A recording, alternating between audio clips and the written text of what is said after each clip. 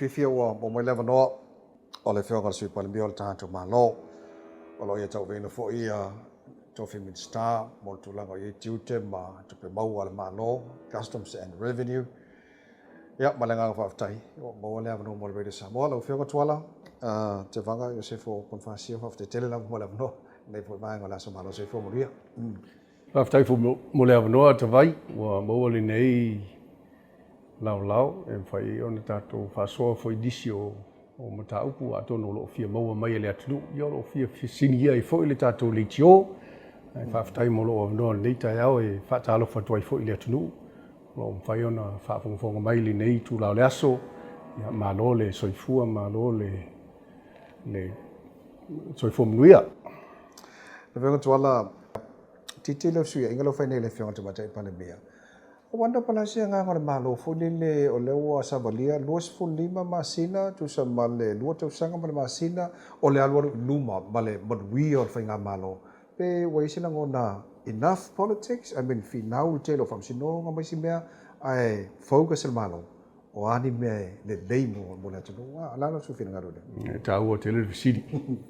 Ona le mai tau le tudu o anga ia tātou le whetau inga lea o le tūlanga o le polititi. O le mea manino ma sila fia le tātou tudu. E le o tau fia ele whatinonga o tiute ma fuafuanga whaia le tātou malo. O le nganga o le Palemia ma le kapineta. Ia tātou la. Whaatino pea ia ngaluenga whaia le malo ma fuafuanga wa umana whaata oto I lalo le latu ta iala. E pe o le tūlanga lea, ia uia e le ise mea o lewa umana fufola lunga lau a fono al kapineta le finangalo o le tātou malo a me Setema I tai Palemia. I mea ave ai le wha mua ma mea a ngai na sila tutoro o e le kapineta ia ave ai le wha mafa. Ia maisi fo I mea muli mai. Ia matai tuina pea ma auana ia taulai ai le sila le kapineta. Ia meise fo ina ia ausia ia tūlanga o lo tangwhai tātou e ausia. Pero Tuala le mau sa fai le roadshow le fast le itu malo fala ta fa e te lo po le vanga le te la e nei fo le fast o le naso no mo fa mi fili kala no is that mean wa se la percent te no fast e mo via yesu mo ta va mai tu malo tot ia o le mea na te vai o le pena o fai o le atua malana filfilinga le tangata malona vala wina. O le manatu le malo ia le whaatinonga o tiute ma matawhaioi tau ave le malo o lo whaanga solo pea. E mo I lava o le tele lava le polkiti ma tūlanga I o tūla I mai. E leo tau fia I le ngā lue o le malo. O le fufuanga fo e le tamai tai Palemia pea o na taua. O vaenga uma ai o le la I luma. E ai alo langona o te maua pea au le toa. Ona leo te vava ai lava I ngā luenga fufuanga o lo whata oto o lo whaasavalia. O lo anga ipe luma e ono tuai nisi vaenga ai iei mafuanga ni teu FC le me te o le miliona o te le Italia tu le miliona o le miliona wa uma ona tapena le lei o le tūlanga o le sota inga le lei le va manu ma fapena ia fapena fo I le fatinonga o le mainga o tapenanga o talusanga le nui la tu fuafuanga te ilo ina le ili toa. O le malo ia o leva na tapena wa mahea fo ia latu ta iala. Ia o la te sili mai ta miliona. O le mea na ala se e tua le fionga ya vulpola. Ia o ia le ale angafa ma le fatinunga lea. Ala wa te le fionga se Palemia. Ta se mai le vaenga le o la fonga. Te lo ta sila vaenga tu pe mo fo le malo tu langa la fonga tanga tu fainga luenga la fonga businessi. O le wando le big issue le palota New Zealand lo manei fair tax ia po le talafia ngai o la fonga mo tangata uma o po ai oe ia fair la fonga le kipi o la so sit fia wal te lota silo tu pe mo wal malo mo mai tu na la fonga no fonga tu wala le lei o le peo se tu la fono fa vailea po se underlying principle iso se atu nu lava ina ia talafea ngai le tax e tutongi e lea tangata o lea tangata. I vaenga se fo po le ala wale tu inga tax o lo o tutongi mai. Ai ao ona fea ina ia talafea ngai lea tūlanga. Ia ua fo ina I ma mafatele le si vaenga fai business ia ma mai tanga whainga luenga i te tau lava na lau te sia umale ina ia ngā whatia on to tongi le tax. Ia e au fo io na whea le au vaenga fo leo lo tongi mai ala fonga. I le tamu whai atu le malo, pe e tele a le whaunga ino le underlying principle le o le fair taxing. Ia e nanga i tau o tele, o te loa se mea o lo anga i eini usila ono e pe e se le tau o vaenga ia. O le mea nā ta vai o lo tamu whai atu ale nei matanga luenga. O le mea mua lava ono tu la fono wa uma o na whaatatia. Ina ia mwhai o na whaamalusia tu la fono, ina ia mwhai o na tutongi mai la fonga tangata. Ia e le se mea whaingofie. E le whaingofie fo il tau anau o tangata, ia pe whaamalusia fo il tu la fono. Ina ia mwhai e lau whai businessi, ma au tutongi la fonga. Le tutongi mai o tupe nei a ngā i le malo. Ma mtanga luenga nei, e le ia ma se fie iai. E o al min sta ma tangata whainga luenga. E pe ma tō le au la fonga fo i. E le leilo ta latu whaatu tangata pei mai lau la fonga. E le leilo tau anau o tangata, mwha marusia fo i tu la fono. A le nganga leo lo tau whai ai le nei matanga luenga. Ina ia tu lai mai le whai businessi ia. Ina o ia i loa i le whai businessi o lana matafa ioi e te tongi sana la fonga i le malo. Pe a maua san tupe. A maua san tupe po se whaasilinga fo i tauna tongi se vaenga le malo.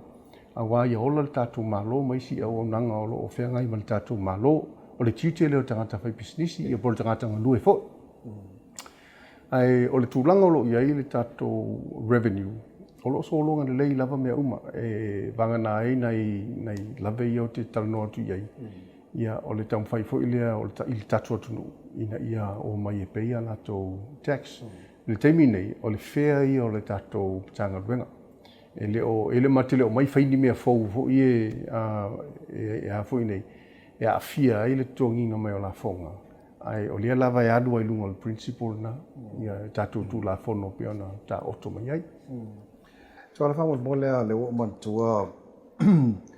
Lai sene fo i lea mai olo mai whafo o te tasi le vaenga o tiute fo i le ma te loe fo i tupe mawar mana o pe a whapea. So stangata whalona lai sene mai ana olo mai whafo. Whate te inga a foi fale sainga a mai la tolo sainga e me mo fale e te tawanga o loa fale la to ala foi tipi la ko ki ke ma vaenga fa pena ai aki ki e mai la le si vaenga po fale o loa la ki e mai lungo la senga le kasi longo vi pe la ku pe la mo ele o e te tawana mo malo ya la pe fa me bango yang fa mai le ki e mai le lungo le si la senga ai le ongi me ka material fale mo vaenga fa pena ala so to si fiole a tono se manatuna sa iai mai o lo tupu mea ia tūlanga whapena. E ia tangata e tau whai fo ile le e wha alo fia le tūlanga i tauna nga i mai o lo e wha ufale mai tono le tātou o tunu. E whaatino pia le ngā luenga ia o le matanga luenga o tiute. Ina ia tiute le lei o loa, ia matai tuina ia tangata ia o lo o mai alato o loa. Ina ia tutusa le lato invoice, po le lato pepa le ta o mato o loana. Ia watu lai tonu o le invoice na, e declare atu. O loana lai tonu o le container. E o le watu pe miliona lai tonu o le container. Le tau a whai o loa. Alana le tolu se lau le declare atu. Maua la le tiute tuina tangata whapena, po se whai business. O le fia loi la lo tu la fono. Aolo tau whai lava ina ia o mai mama, aua o le tātua tunu ule nei. Ai o te iloa lava, o lo iai lava au whai businessi, o lo matai tuina pia le nei, matanga luenga, o la tō whai le tūlanga le nā. O le maua o ave ile le warning, ia la tu silfia, ia unge koe whai le tūlanga, wa ke loa e tauna o ise, o le ase whaasalanga le malo. Ka koe maua o lai whai, la ua umana ave ile. O le tau longolongo, o le o tu ua le sina vaenga o le o nanga, ia wha iloa pia i lau whai business, o lo ave pia wha sisilanga, ma wha alinga lau whai business, ia tau mwhai comply, ia pia usta ia le tūlanga o le tūla fono, a maua la, ia o laua uma fo ina ia la fu o le wha msinonga e whia ngai malatou. Tan noi le si vaenga le na tele fo li o whalaua tele ia tati ana investment. Te lo sa ta o fo ia lam tanga luenga i tūlanga le fo le ia wa foi pela so no anga wa te lo la foi mal side le tati ana investment la to ia tūlanga i la to business mo kai me ka pungi ai ai sila tu lo silfia lo fianga mista ele tu langa le ya ngai lo tanga tanga fa forma le tu la to no alfilia lo su o ai o la sa ol na tu fina wa le fa mai la nga ring ko pungin le tati ana ya le fa mai malo ya lang ko pungin ma fu anga ring tapu ya le ola fai te foi se fam talanga e batul tu langa le ona o o ia ila lo tu to tono le o le fa la tonga le o le RSA e au pe ana fa tino lo tu te fa minsta o le tanga wenga le nei o le memo mua o le sene business o le tau sanga le ante nei o lo ia tu la fono na pasia el Palemia a fa pe o e te sau e to e fa folo business e tauna e o mai ma mai le saulisi le lisi o le business ni a failo mai ai o nai e liko pe o amania fa tu la fono le mena e failo business wai o le mafuanga o le telefo o business o lo fa tino nei o lo fa tino fa soli tu la fono i lunga no fuanga e le tauna tu ai business msalos fa te inga le lei lava o isi business ia o fa pena na tu ai lisi o le alo ilalo o le estate le public trust po le tausi mavaenga le tatu malo ia e uma ifo o resolve the case ai o tuno ala ia ile lisi al tangata ilu ai le o tangata e te tauna ile lisi ele ia ele ainga le pela al mafuanga na e ile popolenga i ona o le tulanga fo ile o le fale le ia o le fale ale RSA o le fale lea o te plestene ai ele na tia na me fa fonga mai le tunu o le fanua lea o ilalo le malo le o ilalo le pulenga o le MNRE ia policy o manga foi ma ia o le MNRE la o la toula e avea le lisi i le tangata na mawhai ei lea o na whaatulanga business i lunga i ina ua whaatino la tūlanga ia le operation level i lalo le matanga luenga e le afia ia o le vaenga lea na lia i mai le tūlanga ua o atu ia le fionga fo ia foa ma tu ina atu le fasipepa e pei foi le denga na tau tuai o le ilanga lisi a le pepa lea ia o le tusi na tāpena i le 5 tausanga te luai mo lesi wha la popitonga e le o le malo before ile le laisau ole le mato le vaenga lai lalo ia to e failo le ilulonga ia fai e lor fai unga le ila ile tala fe ngai le pepa lea ile o se pepa ile o se lisi e ta umai ai o le se fe ngai nga ale foi tamali i po lana business male MNRE ia pe o le tulanga na o le ana te ena i loala na le sene business e le se ilona lavo fa pe mai le MNRE ia o le lisi lea o le tatu whengainga lea langa i tāua le tūlanga le nā ia lo ia o le lisi o le whengainga lo ia lea e whaatu la whanuina ai lo whai o sau business i lunga o le whanua o le stangata lo whaatero whionga le si Palemia mo le whaamalma mai na tūlanga lea tātana no liga board wa te lo tasi le tūlanga la whalo si whionga le si Palemia le tūlanga lea o mene ava malo si ma amesa le ngau si tono le tunu ue te lea na maua mai whawhafoi le i tala tu nei Samoa o la sol tu la fono the amount of alcohol man vai pena la batu si fio tuala tulanga le mane o la stal la mai le tulanga ile ava marosima ai ngal malo we ni te ia o lo fanga solo pea ia fontanga ia o le tulanga fo ile o le pulenga le ava malosi pe ona ia la lo tu la fono o la tola te swala pulina tulanga uma o le whatautaia lea, o le whaongaina, o le ngausia, o le whatauina. Ia po le taumawhaina fōi o le awamalosi tono le tātou o tunu. O le aunga aute lava o le tāpenanga le nei whalapopitonga. Ina ia saunga le mū le atunu, ia soifua maloloina le atunu.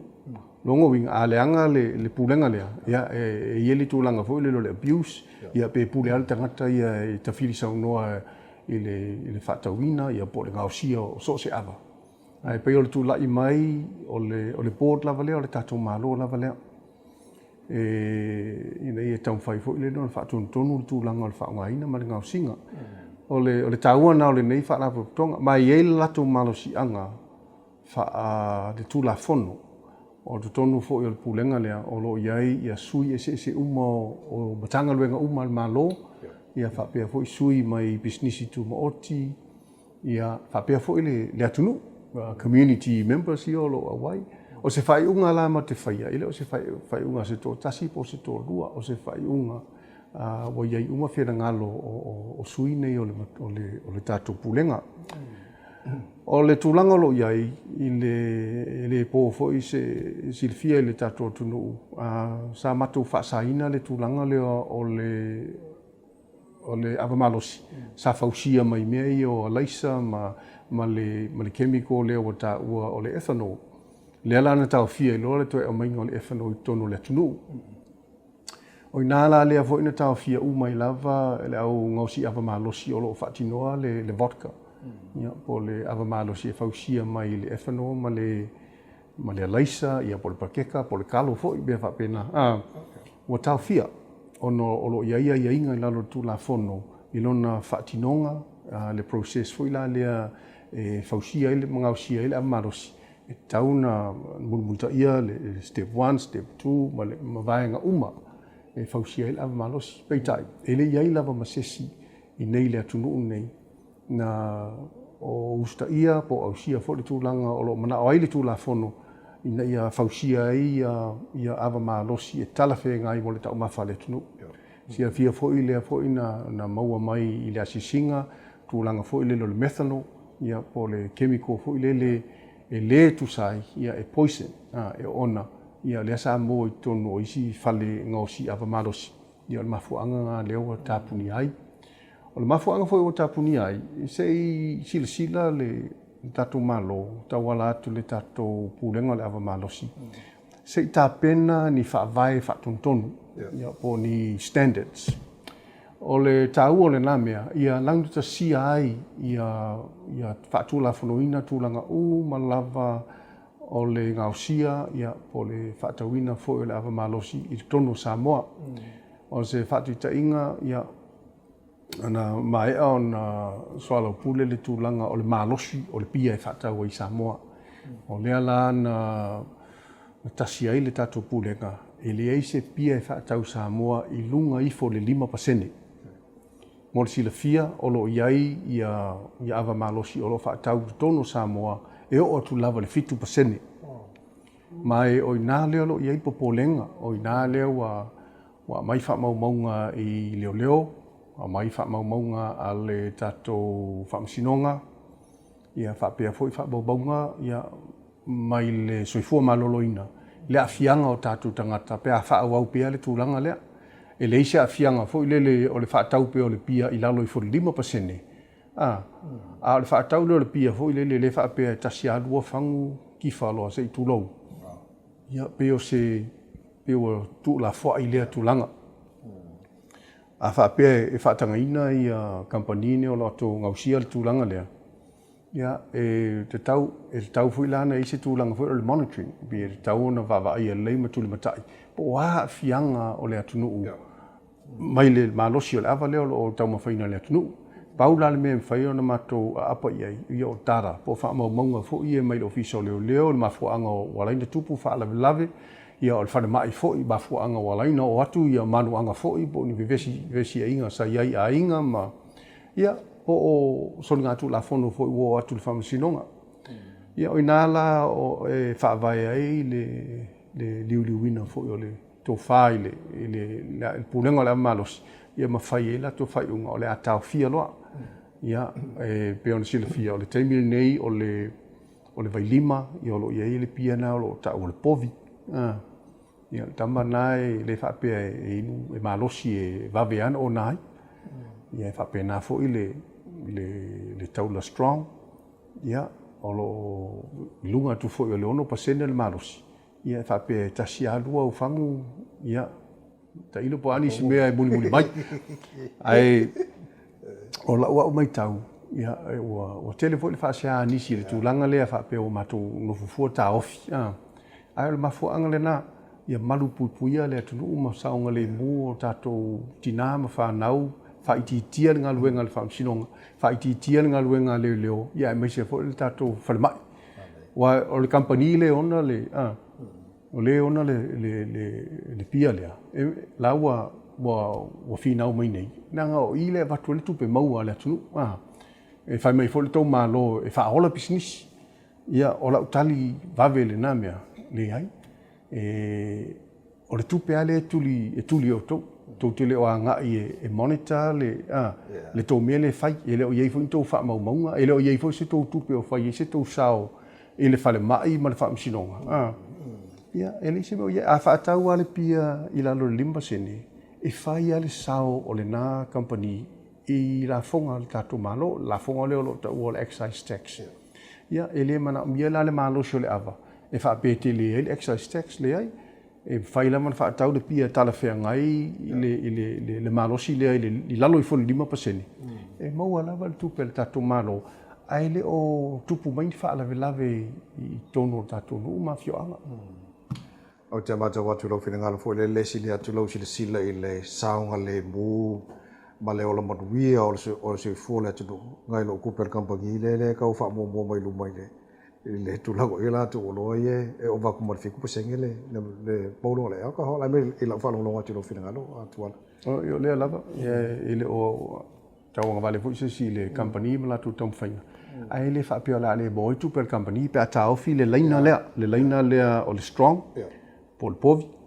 Ai anka e fausia i si pia pawala le mea. Ia o le tangata le masangi nga ingu i le tasi pe luon me malosi lea. Ia o le la ingu anga whangu e tolu pe wha pe 5. A lai fia i tala noa e le off loop. Pe o le me wha pe nao po lenga na. Ona e le o tauwhai fo i company e au mai ni wha maunga fo i e longo mai ei mātou o lea o lo o whaatino le mea lea i lunga o ni wha availe lei. Ai pauale mea na mai el company o le tūlanga fo i lele ia malosi a vave ona tau le utu. Ia ma kifa le tangata pe o le lātou na target market fo i lele. Ai le o tusai ma le sila le tātou pulenga. Haftai tele lava na whenga tuala e le aru lor po kalame le matua se avanoa na se vanga o misi atu tia o te fisa uno ye. Wha wai le tātou noa wha mono e. Ia te loa o le tele au bepe o ta wha mātongi atu ai isi teimi tu e tala te isi tua. Ia o lea poina o tata no umai me uma. Ia e whaitana watu se au te lenga. Ia ono le tūlanga fo i le o hau e pa u iei lea mata upu. Lea lava o iei minsta e sau noa lātou. A o fo i lea o te lenga o mata upu o ta iala o malo o tātou tamai ta i Palemia o ie sau noa. Ai paule mea ua manino le kapineta i longa whina ma mea o leo o whina ngalo le Palemia e anga i whai ngā malo le nei. E le eila se minsta i toi whapea fo i le si o te le iloa le mea le anga i ela umtanga le ua manino le whaatulangana o le tātou malo. Mai o te toi whamamafa toa i le tūlanga lea. E leo a vea ni tūlanga fo i o polkiki ma le maumea lo tupu mai. O lo o anga i luma le tātou malo. Ma ua mausa li fo i le tātou malo. Taita inga le tātou Palemia. Ia, o si o wau tualalo atu, ia, ta te mutu fo i sona tala no le Palemia ni mea ona o lahe o lo focus pea ia le au te lenga o le tātou malo. Na whenga tuala Tevaga Iosefo Ponifasio le sui Palemia o le tātou malo, whaaftai tele lava, mo le whaafnau mai o le teimi, mo le iau whaiva, ia, mo lo tu mai le foi. Wa sui Palemia o le tātou malo, whaaftai tele. Whaaftai te vai, ia whaaftai fo i le tātou atunuu. Whamanuia fo i le atua le tātou atunuu Samoa, lo whain whaafung fo mai leitu la, ia soi fo ia mai manuia.